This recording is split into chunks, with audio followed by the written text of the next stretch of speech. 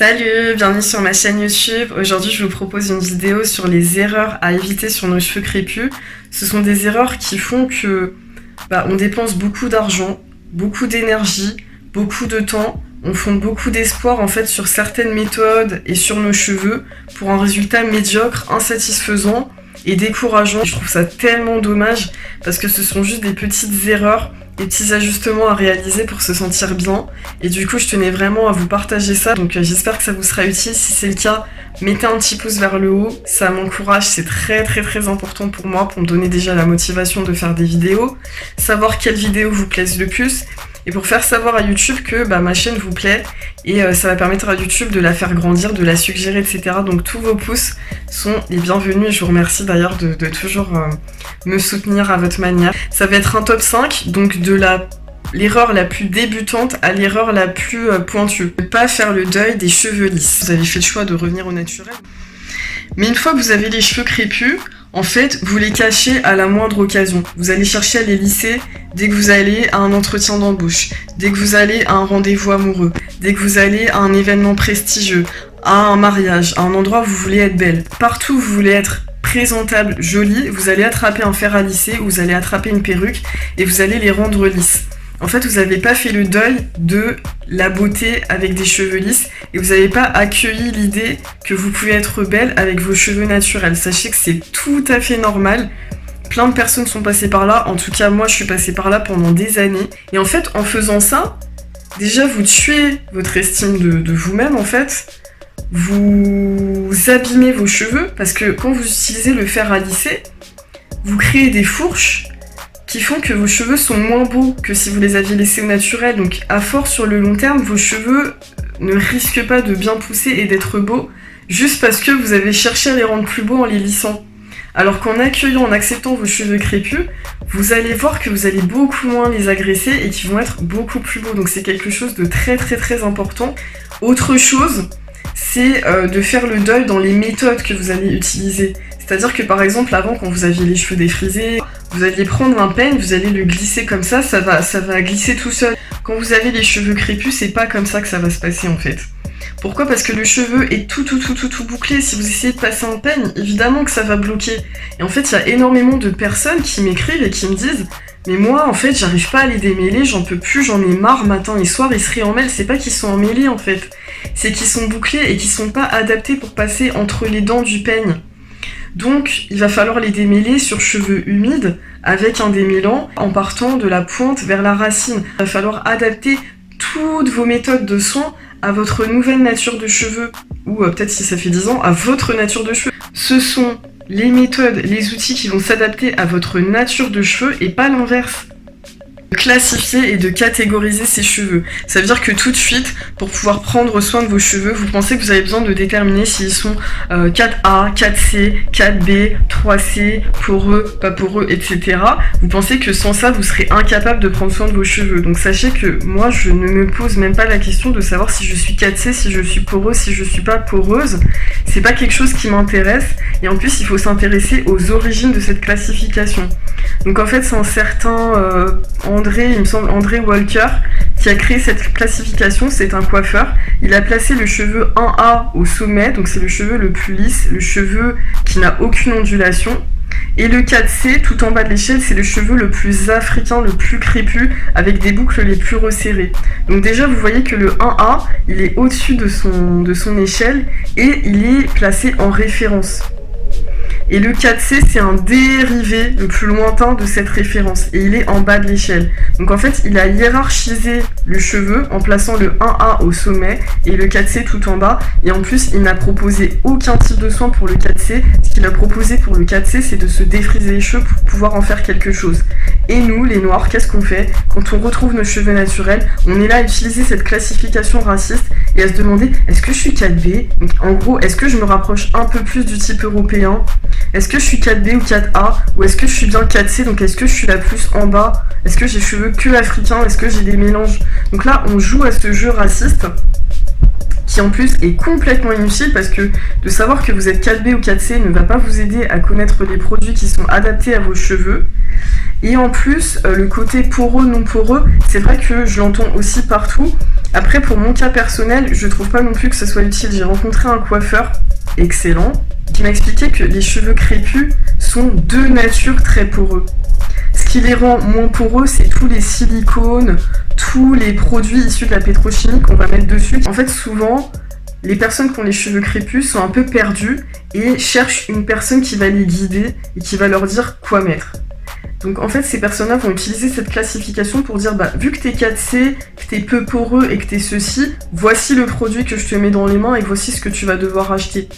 L'erreur suivante, c'est d'avoir un hair goal. Donc en fait, un hair goal, c'est quoi? C'est une personne que vous allez admirer, que vous allez prendre en modèle au niveau de ses cheveux. Donc vous allez trouver par exemple une influenceuse sur les réseaux sociaux, dont vous allez trouver les cheveux magnifiques en termes de longueur, en termes d'épaisseur, en termes de boucles, etc.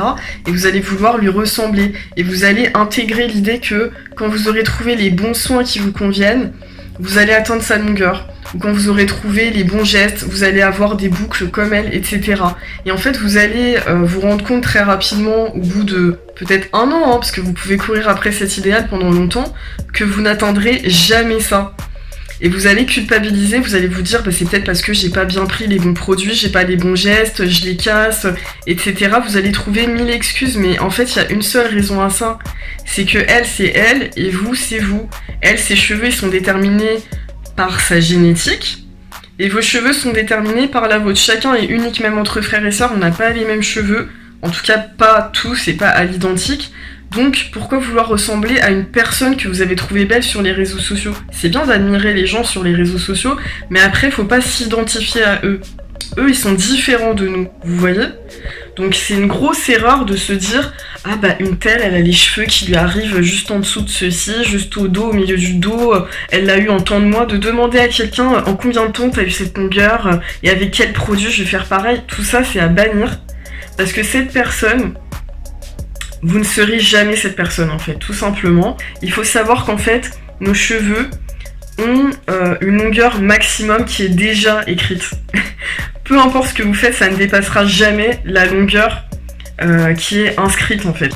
Donc si par exemple cette fille-là, ses cheveux poussent d'1 centimètre, 1,3 cm par mois pendant 7 ans, peut-être qu'elle va atteindre les cheveux jusqu'en bas du dos.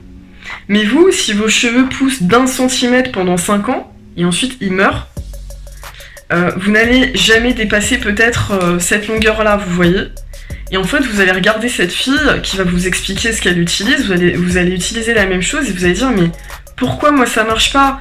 Même si tu fais tout parfaitement, les cheveux ils ont une naissance, une pousse et ensuite ils meurent, ils tombent. Et ça, vous ne pourrez rien y faire. Donc arrêtez de vous calquer, de vous créer des complexes, de vous culpabiliser pour quelque chose que vous n'atteindrez jamais. Donc basez-vous sur vos cheveux, essayez d'avoir les pointes moins sèches, moins cassantes, essayez d'avoir toujours les cheveux, vous savez, légèrement moites, légèrement hydratés. Et laissez-les pousser, tressez-les de temps en temps. Si vous voulez, je vous ferai une vidéo à part de plein de petits conseils, mais vraiment essayez de ne plus vous calquer sur un modèle. C'est d'avoir un hair guru. Donc un influenceur qui va vous dicter absolument tout ce que vous avez le droit ou pas le droit de faire dans vos cheveux.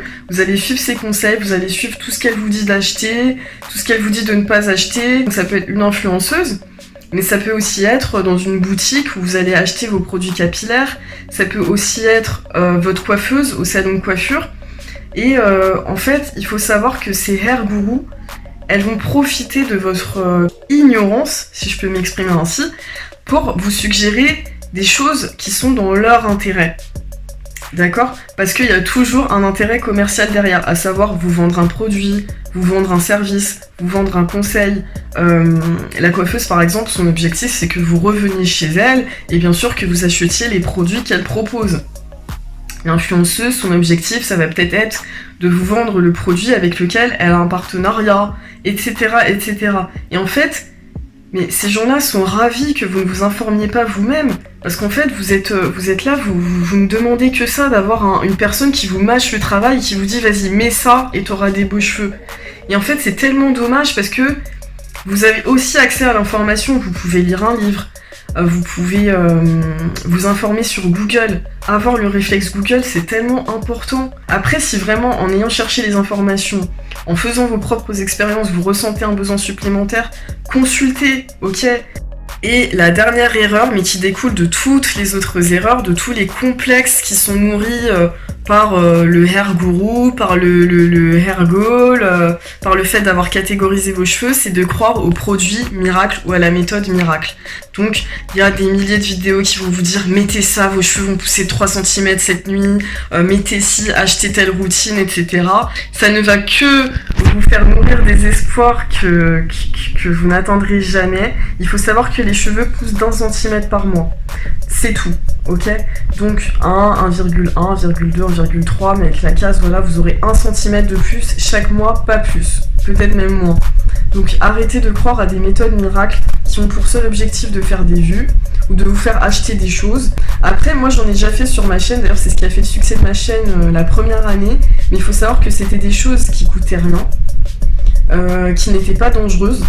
Mais parfois on va vous faire faire des choses hyper coûteuses, on va vous dire achetez ci, achetez ça, ou des méthodes presque limites.